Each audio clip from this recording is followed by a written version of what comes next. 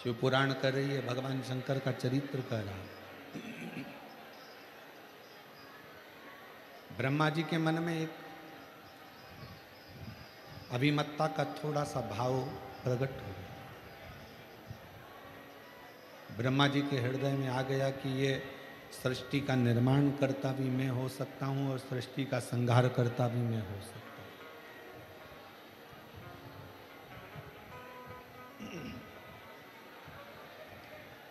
निर्माण भी मैं करूंगा और संहार भी मैं करूंगा। अब ब्रह्मा जी को कौन समझाए?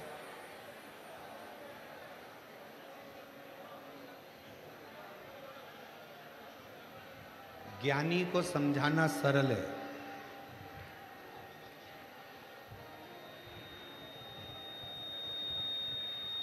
अज्ञानी को समझाना सरल है। कोई ज्ञानवान है उसको समझा सकते हो, कोई अज्ञानी है जिसमें बुद्धि नहीं है उसको भी समझा सकते हो।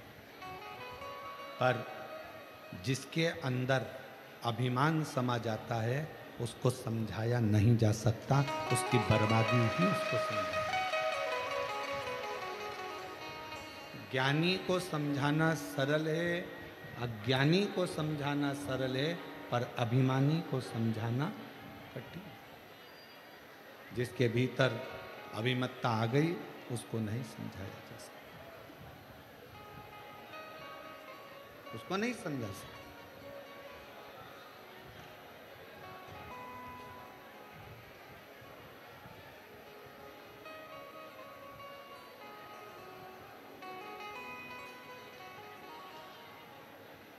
ब्रह्मा जी के अंदर ये अभिमत्ता आ गई थी। ब्रह्मदेव के मन में, ब्रह्मदेव की बुद्धि में, ब्रह्मदेव की चित्तवृत्ति में यह अभिमत्ता आ गई थी कि सृष्टि का निर्माण भी मैं कर सकता हूं और सृष्टि का संहार भी मैं कर सकता हूं।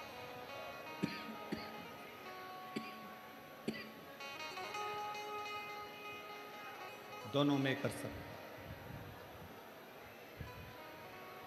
पर समझाए कौन?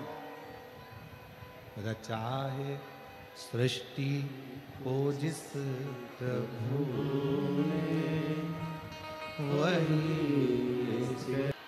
भगवान विष्णु के मन में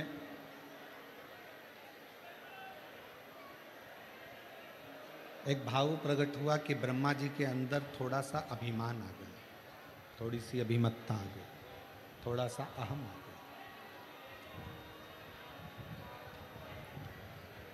और ब्रह्मा जी को लग रहा है कि ये मैं कर रहा हूं। ये थोड़ी सी अभिमत्ता, थोड़ा सा अहम हमारे जीवन को बर्बाद कर देता है। और अहंकार में तीन गए, धन, वैभव और वंश। ना मानो तो देख लो रावण, कौरव और कंस। पूरा वैभव भरा हुआ था, पूरा धन भरा हुआ था, पूरी सत्ता भरी हुई थी। संपूर्ण वैभव, सत्ता, धन, दौलत सब था। कौरव के यहाँ भी था, रावण के पास में भी था और कंस के पास में भी था।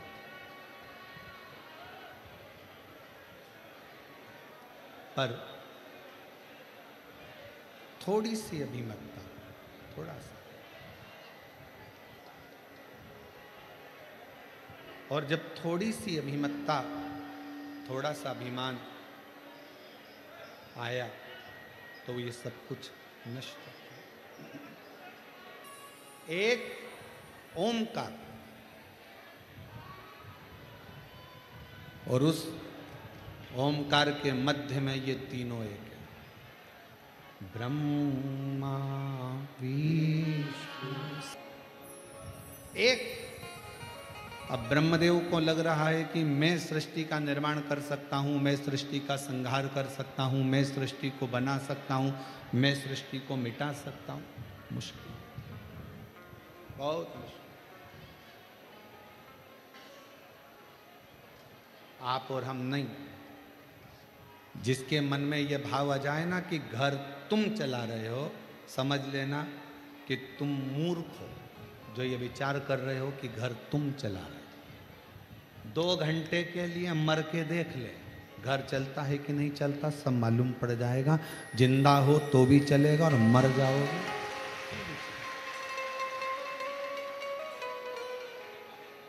जीवित हो तो भी चलेगा, नहीं रहोगे तो भी चलेगा।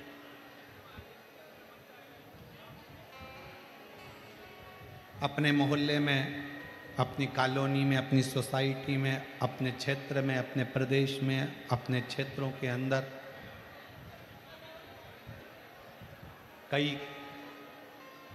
कोई बेचारा कमाने वाला व्यक्ति होता है, छोटे छोटे बच्चे रहते हैं और कमाने वाला व्यक्ति ही मर जाता है। बच्चे छोटे हैं, पूरा गांव का लोग कहता है बेचारे का क्या हो गया, छोटे छोटे बच्चे छोड़ के चले गए। बूढ़े बूढ़े माँ बाप रह गए और वो चले गए। कौन संभालेगा, कौन करेगा? पूरा गांव का लोग टेंशन में रहता है, इसका क्या होगा, इसका क्या होगा, इसका क्या होगा, इसका क्या होगा। शिव महापुराण की कथा कहती है, शंकर भगवान ने पार्वती जी को मणिकर्णिका के घाट पर बैठकर शंकर भगवान ने पार्वती जी को ज्ञान उपदेश देते समय कहा था, पार्वती यहाँ जितने मुर्दे आते हैं ये सब जल जाते हैं। मुर्दे शमशान तक आते हैं और जैसे ही मुर्दा शमशान में पहुंचता है, शंकर भगवान कहते हैं मैं स्वयं उसके मकान तक पहुंच जाता हूं।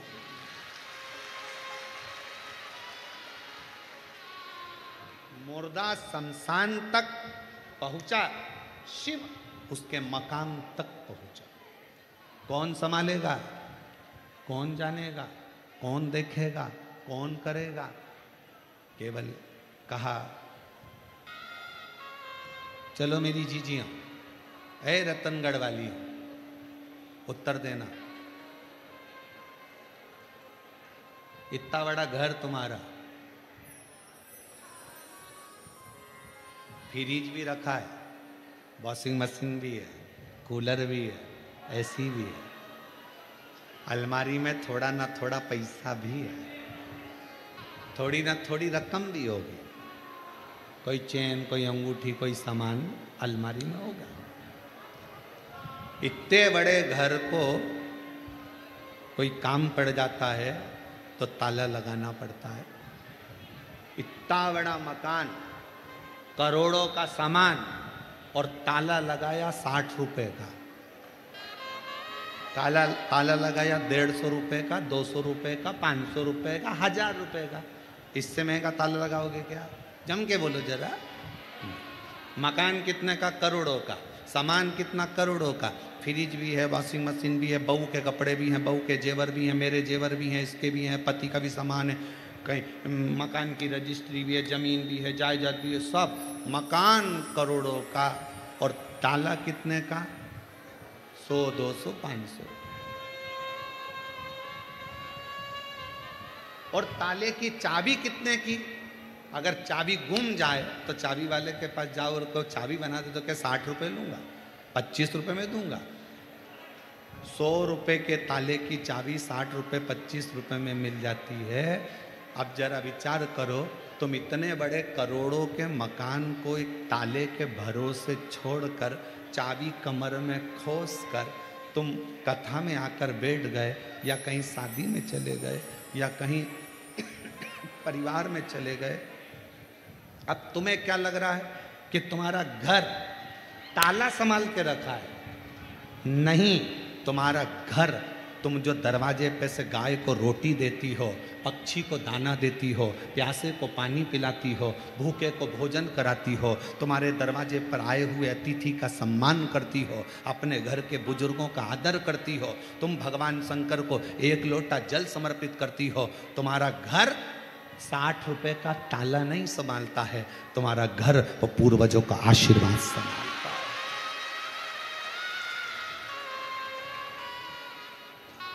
और जिस दिन तुम्हारा पुण्य कम हुआ, जिस दिन तुम्हारा पुण्य घटा, ₹60 का ताला तो एक हथौड़ी में कोई तोड़ेगा और अंदर घुस जाएगा, सब ले जाएगा। पर कब तक तुम्हारा घर संभला है? जब तक तुम्हारा एक लोटा जल शंकर को चढ़ रहा है। कब तक तुम्हारा घर चल रहा है? जब तक तुम्हारे दरवाजे पर अतिथि आते हैं, भूखा आता है, भोजन करता है, गौ माता की रोटी मिलती है, पक्षी को दाना मिलता है, प्यासे को पानी मिलता है, तो तुम्हारे घर में पुण्य आता रहता है। तो तुम्हारा इतना बड़ा मकान वो तुम्हारे पुण्य से संभला हुआ है, संभला।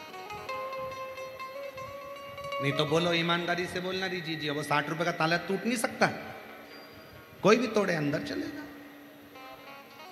पर तुम्हारे पुण्य से, अरे मत बुरे कर्म कर बंदे वरना पछताएगा, भगवान की आंखों से तू बच नहीं पाएगा, तू बच नहीं पाएगा। हरि हो अज्ञानी मत करना दानी, हरि हो अज्ञानी मत करना दानी। तेरे कर्म का फल भी तू ही पाएगा, जैसा किया तूने तेरे आगे आएगा। मत बुरे कर्म कर वरना पछताएगा, भगवान की आंखों से तू बच नहीं पाएगा, बच नहीं पाएगा। बहुत ध्यान दे, ताले में इतनी दम नहीं है कि तुम्हारे करोड़ों की अलमारी को, करोड़ों के मकान को बचा कर रखे। ताले में दम नहीं है, चाबी में दम नहीं है, पर तुम्हारे पुण्य में वो दम है। सावित्री का पति सत्यवान मौत के मुंह से अगर वापिस आता है तो सावित्री का पुण्य लेकर आता है। पुण्य सावित्री,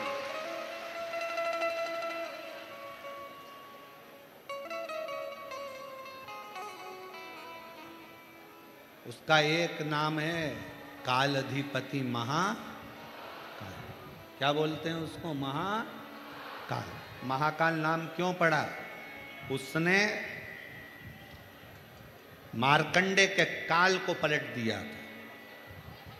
उस देव अधिदेव महादेव ने, मेरे शंभू ने राजा श्वेत के काल को पलट दिया था। काल को पलटा, इसलिए उसका नाम महाकाल। जब वो अपने भक्त के लिए काल पलट सकता है तो रतनगढ़ वालों के हाल नहीं पलट सकता है।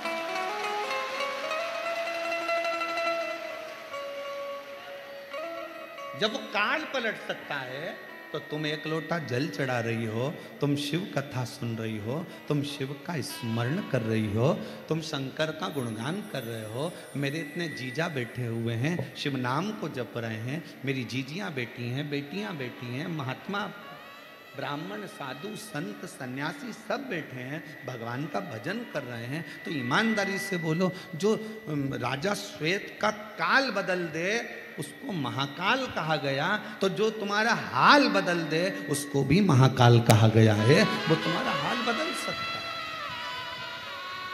वो तुम्हारा हाल बदले।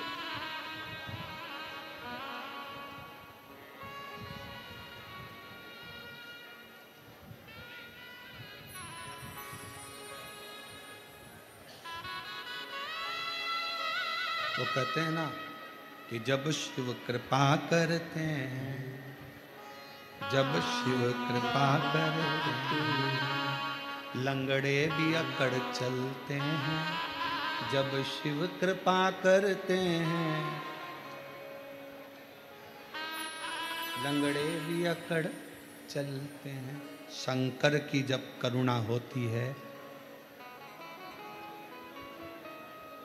रामचरितमानस में लिखा है कि पंगु भी पर्वत लांग जाता है जब शिव की कृपा हो। शिव की कृपा। एक पत्र है, अच्छा है, देखिए, सुंदर।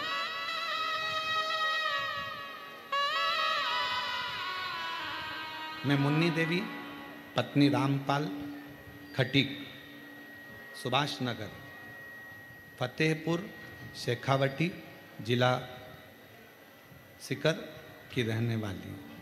कहीं बैठी हो मुन्नी देवी पत्नी रामपाल खटीक सुभाष नगर फतेह। अब मैं एक भी दवाई नहीं लेती हूँ, कोई दवाई नहीं खाती। मैं बाबा के इस कथा में लाहोटी परिवार को भी बहुत बहुत धन्यवाद देती हूँ कि लाहोटी जी ने हमें कथा सुनने का सौभाग्य दिया। ये शिव कृपा है, ये शंकर की उदारता है, ये शंकर की करुणा है। एक पत्र और है, अगर कहीं बैठी हो जीजी तो आइएगा।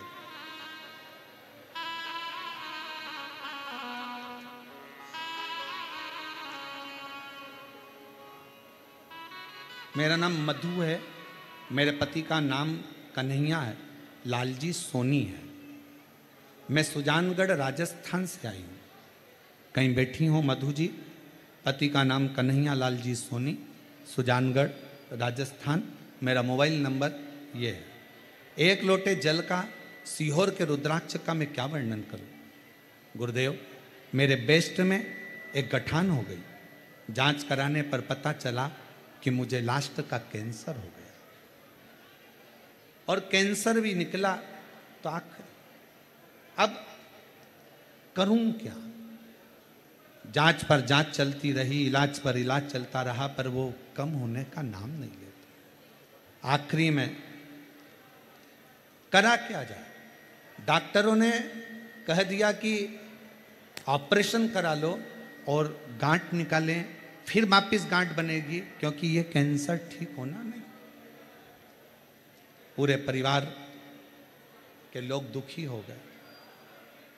गुरुदेव, तभी एक बहन के कहने पर शंकर पर विश्वास हुआ और डॉक्टर साहब से विनय कर कर दवाई लेकर हम लोग आ गए और हम बाबा के मंदिर जाना चालू कर दिया। 15 मेरी कीमो हुई, थेरेपी चली, उसके बाद भी वो थम नहीं रहा था। कैंसर थमने का नाम नहीं ले रहा था। तब दवा ली डॉक्टर की, कुंदकेश्वर महादेव का नाम लेती, और कुंदकेश्वर महादेव का नाम लेकर मैं दवा खाना प्रारंभ करी। आप कहते हो गुरुजी जब दवा ना लगे तो कुंदकेश्वर का नाम जरूर लेना। मैंने चालू करा। मेरे पति मंदिर जाते दोनों टाइम, मेरे लिए जल लाते, बेलपत्र लाते। मेरे पति मुझे लेकर सीहोर पहुंच गए, रुद्राक्ष लिया,